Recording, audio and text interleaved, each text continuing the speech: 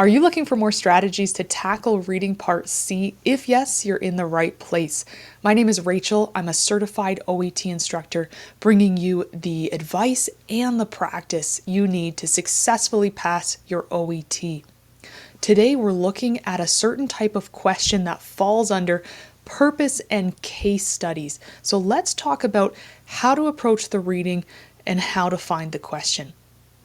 The first thing to notice is that this is quite a long paragraph. So when you're given a case study or example, usually there's quite a lot of detail that we have to read through. And this can be challenging because we don't have a lot of time to read. So the first step, go to your question here and check first what from this case study do they want us to pay attention to, and it will indicate that, and we can see that here. The case study of the 67-year-old man is given to show that. Or in other words, why? Why are we being given this case study? So with that in mind, think strategically about paragraphs. Usually when there's lots of details or examples, they're introduced and they're summarized or concluded, or there's a takeaway at the end. So when I look at my paragraph, if I'm looking for why, that's usually where I want to start, the top or the bottom. And what often will happen is you'll see there's repeated themes at the beginning and at the end, and that can give you confidence in that answer. Why exactly are we seeing all of these details? So let's take a look here, and I want you first to notice, where does the case study start? So it starts to talk about it right about here, case of the 67-year-old, and you'll notice that that goes all the way down here as well. And I'm just going to turn my timer off so we can see those. So the case of the 67-year-old, and it goes all the way down pretty much to the end, although the end, we're seeing it coming to a conclusion in that last sentence. So those are the details, and you will need to read them, but often with these questions, it's less about the specifics and it's more about the themes. So let's start here. This fact is highlighted in the case of a 67-year-old retired plumber. What fact, you ask? Well, we have to go back. That's a lexical reference style when you go back. My previous video talked about that, so be sure to check that out if you're struggling with lexical references. What fact? Well, the fact that breathlessness advances throughout the disease even without further asbestos inhalation. And then further back, the symptoms of asbestosis usually include slowly progressing shortness of breath and cough, often 20 to 40 years after exposure. So a couple of themes. What are we seeing in there? Well, we're talking about some of the symptoms, we're seeing the progression of the disease, and what's required. So in this case, even without further asbestos inhalation. So how do we know what to look for next?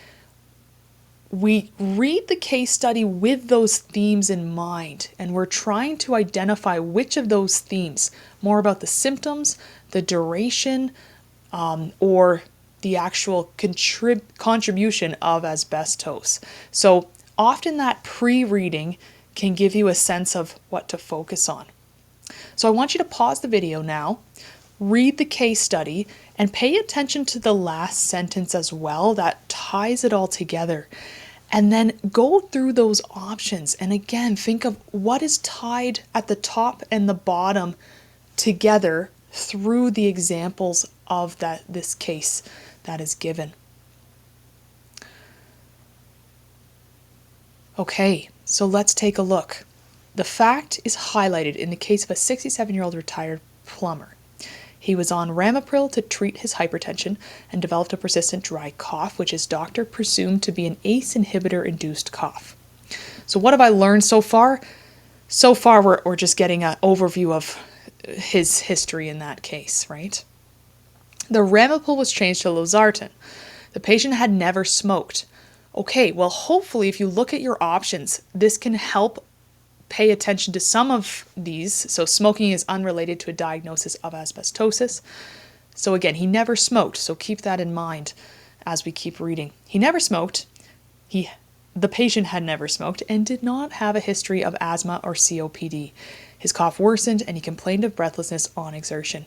In view of this history and the fact that he was a non-smoker, he was referred for a chest x-ray and to the local respiratory physician. His doctor was surprised to learn that the patient had asbestosis, diagnosed by a high-resolution CT scan. The patient then began legal proceedings to claim compensation as he had worked in a dockyard 25 years previously, during which time he was exposed to asbestos. So I just want to point out to you the importance of themes. So when we go back and look before the example and after, hopefully you're seeing some themes in that section that are mirroring each other, and that can give us confidence in the answer. Okay, so takeaways. The case study, there's a lot of details, and often you don't need to actually focus on all of those details. Think in terms of what is surprising, what is the progression here of these symptoms, what's increasing, what's decreasing, is there things that are abnormal in this situation or an exception?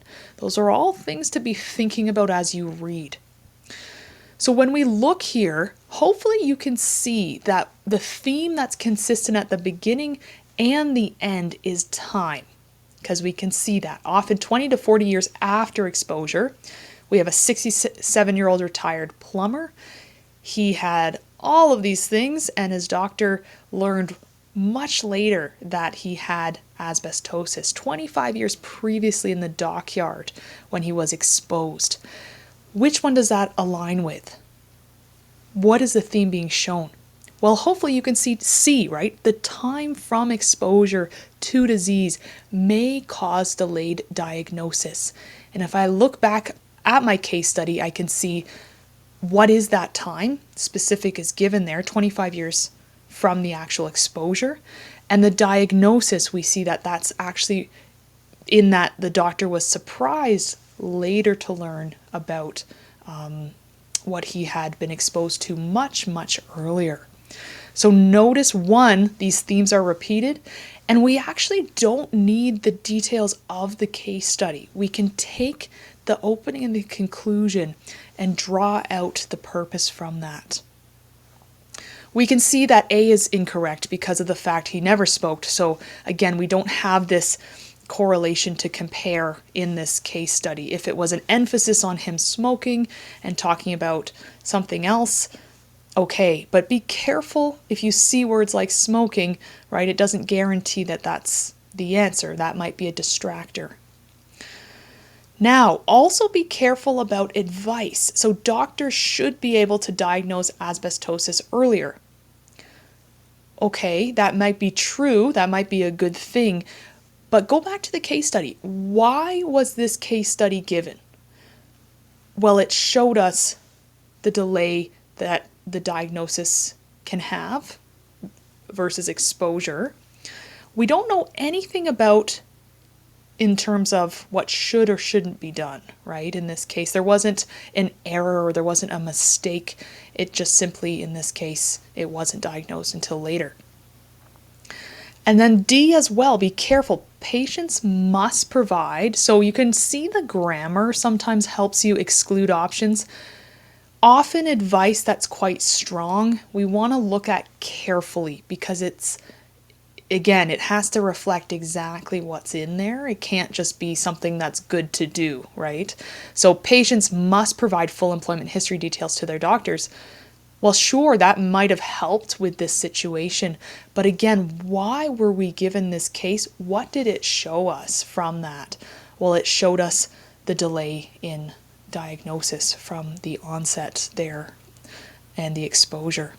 So this is often a common issue I see is we choose the option that sounds good or sounds like a thing to develop, when in reality, we have to stick to what is in the text, what examples are they giving, and what themes can we draw out.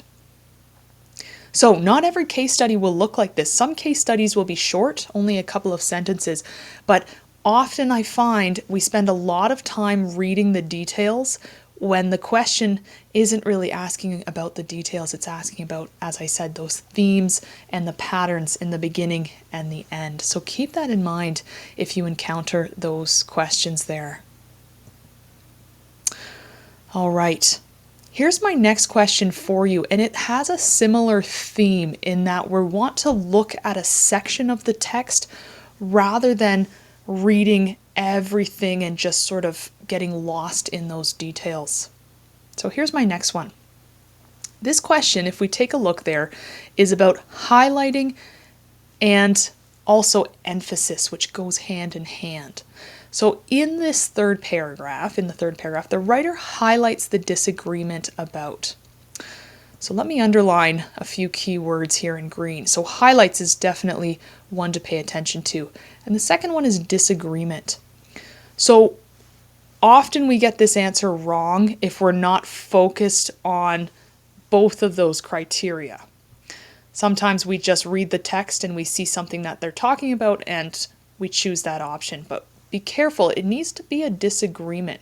And so back to our strategies, what do we look for? Look for synonyms that show the language of disagreement. So let's take a look here together. I want you to pause the video, read that text, look for those language clues, and see if you can eliminate some of the options and also narrow down that answer. All right. This is a tricky question because of the language of the options. So notice a lot of it is about the fiber types, and we see in the text there's a lot of just details about the fiber types and what they are associated with. So that's the first thing to note. The details can confuse us. If I asked you to skim or scan without reading everything for phrases that indicate disagreement, and that's a good exercise to do. So pause the video and do that. Which phrases introduce a disagreement? Well, hopefully you can see there's a few in here, and we want to be careful about which ones. On the other hand, that can indicate that there are two sides to something. But we also see another one, this phrase, there is debate over. So if you were to guess where to start, probably one of those two places is a good example. Now, with disagreement, there has to be two sides to it. So that's the other criteria. One, looking for those keywords that indicate disagreement, and two, what are the two sides? And after you read it, you should be able to summarize for someone what is position A and what is position B. So let's actually take a look in here, and we can see starting in the middle, just because again that's where this key information is found. Either group of fibers can cause disease of the lung, such as asbestosis. Okay. The risk of developing asbestos-related lung cancers varies between fiber type. Okay, so we have variation in that. Studies of groups of patients exposed to chrysotile fibers showed only a moderate increase in risk. On the other hand, exposure to amphibole fibers or to both types of fibers increased the risk of lung cancer twofold. Okay, so what do we have? We have two sets of results. One fiber leads to this, the other to that. Now, be careful. We have two things and they're different, but we also need to check that there is a disagreement. So yes, we're being presented with two findings, but we're missing what is the disagreement here in that case. Disagreement should be usually between people or between researchers or groups or bodies. There should be a clear one side or the other side. So let's keep reading. Although the Occupational Safety and Health Administration, OSHA, has a standard for workplace exposure to asbestos, 0.2 fibers per milliliter of air, there is debate over what constitutes a safe level of exposure. Debate, or in other words, disagreement, different opinions about that safe level of exposure. We can infer that from the vocabulary.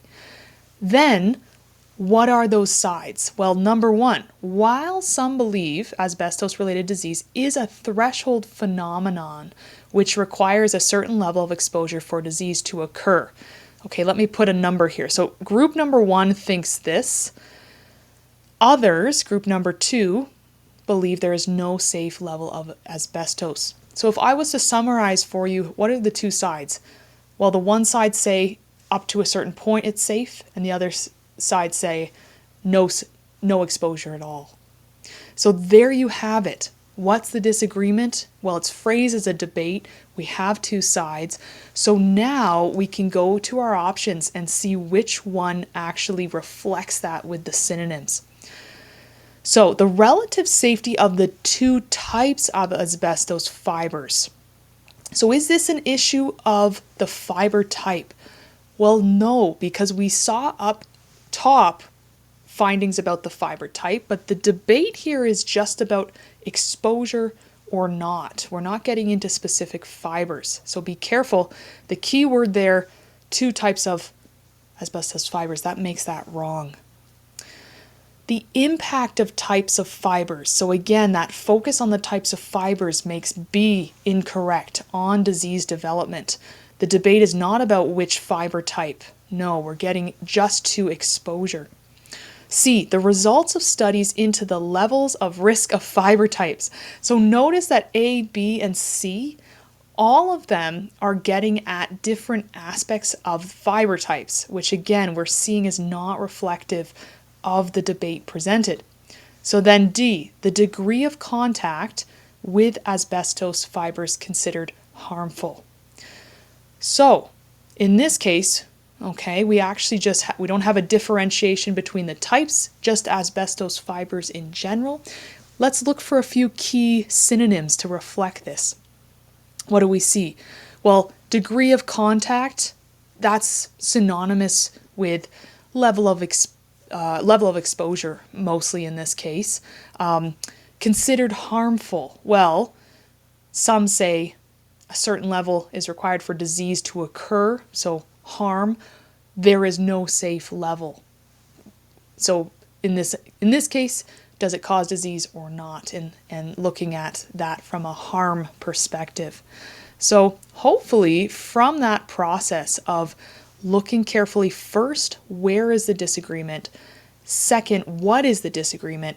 Third, which option mirrors that in terms of the language? That helps us narrow down that choice.